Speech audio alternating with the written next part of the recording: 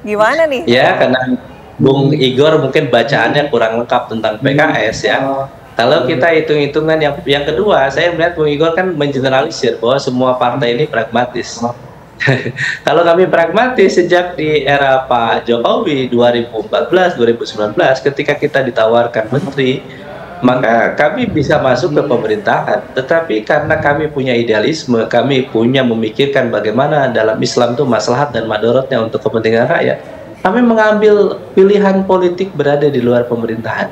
Jadi itu yang pertama. Jadi bukan hanya sekedar untuk bagi-bagi kursi, bagaimana ke depannya ya. Saya kira sayang sekali lah ya, karena kursi menteri paling berapa sih yang didapatkan, tetapi tadi manfaatnya untuk masyarakat kira-kira apa gitu.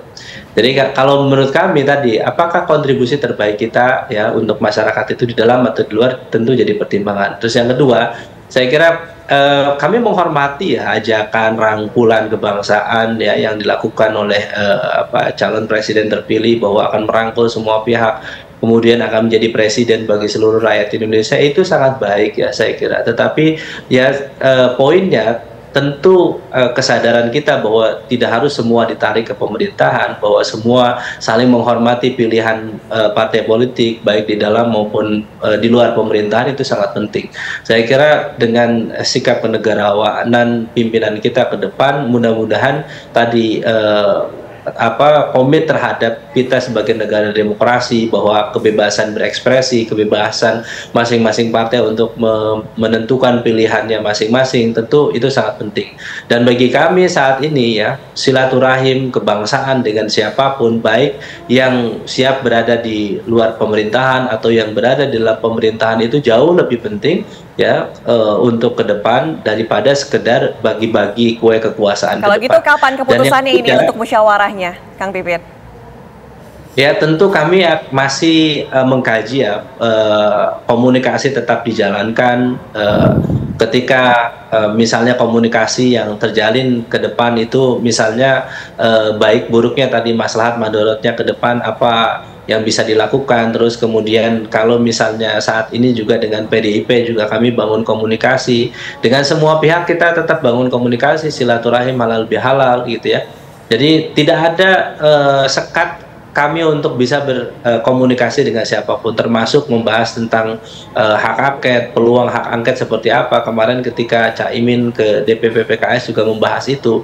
Kemudian kami ketika di Nasdem juga membahas hal yang sama.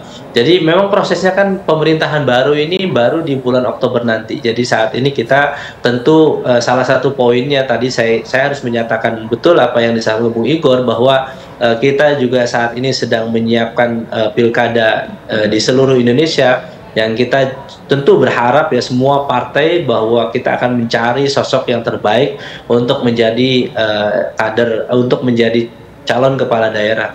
Termasuk misalnya kalau Pak Anies, memang kemarin misalnya di DKI Jakarta Presiden PKS, tentu kita berharap kader PKS. Bisa jadi kalau Pak Anies menjadi kader PKS itu akan memudahkan bagi Pak Anies untuk bisa diusung oleh PKS di 2024 nanti ya. Oke. Kang Pipin, ini katanya silaturahmi masih terus dibangun, tidak hanya di partai sesama koalisi, tapi juga partai-partai lain. Adakah rencana dalam waktu dekat untuk kemudian bertemulah dengan partai-partai lain? Seperti tadi sudah disinggung PDI Perjuangan, rencana pertemuan silaturahminya ini kapan, Kang Pipin? Ya bertahap ya, kemarin kita dengan Nasdem sudah, kemudian dengan PKB, dan kemudian besok kita ngundang semua partai, termasuk Bu Megawati kami undang. Jadi Bu Megawati kami undang untuk hadir di Halal Bihalal dan Milad PKS ya. Besok Jadi siapa aja, semua Kang, partai yang datang? kami diundang. Jadi kami masih mengkonfirmasi beberapa yang sudah ada konfirmasi hadir, beberapa yang belum. Jadi kita lihat nanti, saya bukan panitianya, tapi nanti saya akan kabarinlah media siapa yang akan hadir dan siapa yang tidak hadir. Ada yang sudah tidak bisa hadir karena ada di luar negeri, yang sedang umroh, misalnya seperti Golkar ya. Sudah ada agenda lagi umroh, maka kami ucapkan terima kasih sudah, tapi mereka akan mengucapkan selamat milad kepada PKS secara khusus melalui video. Baik. Bang Igor, ini dari pernyataan terakhir Kang Pipin PKS, kesimpulan Anda seperti apa? Sejauh ini siapa yang kemungkinan akan berada di koalisi pemerintahan Prabowo Gibran dan juga berada di oposisi? Melihat kidinamisan politis saat ini ya, mungkin belum diketahui apakah kemudian PDIP akan bergabung karena PT UN pun masih berjalan loh sampai sekarang. Masih berjalan, makanya kan mungkin PDIP gelombang terakhir lah nanti ya. Tapi begini poinnya ya, Pak Prabowo ini tokoh pemersatu dengan partainya Gerindra. Dia ketua umum partai, bukan karyawan partai, bukan petugas partai. Jadi ada dua partai ya, partai lokomotif dan partai gerbong. Partai lokomotif ini yang lebih diutamakan oleh Pak Prabowo Gibran nih untuk masuk ke koalisi Indonesia Maju. Karena dia lokomotif ya, PDIP itu lokomotif. Dan komunikasi antara Prabowo dengan Ibu Mega itu lancar, sama dengan PKS. PKS itu juga lancar komunikasinya dengan Gerindra, dengan Pak Prabowo ketimbang dengan PDIP. That's the problem. Gitu loh.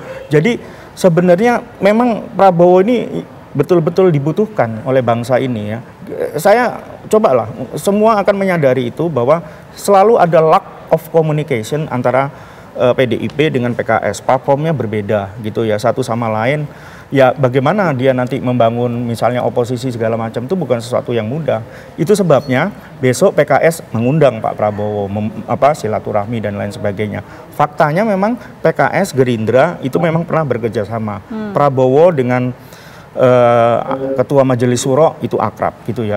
Sebaliknya Pak Prabowo dengan PDIP itu jauh lebih akomodatif ya, dan begitu juga komunikasi antara Prabowo dengan Mbak Puan ataupun Ibu Mega. Begitu. Artinya Prabowo sebenarnya tidak pernah ada masalah begitu Nggak ya. ada masalah. Tentu gitu. kita lihat bagaimana pertemuan besok, apakah ini nanti bisa sejalan kedua partai ini, PKS dan juga Gerindra. Mungkin Mas Kang Pipin bisa memberikan informasi terbaru nanti setelah pertemuan. Terima kasih Kang Pipin atas waktunya di Apa Kabar Indonesia Siang. Terima kasih juga untuk terima kasih ya, Bang Igor. siang. Selamat siang. Terima kasih.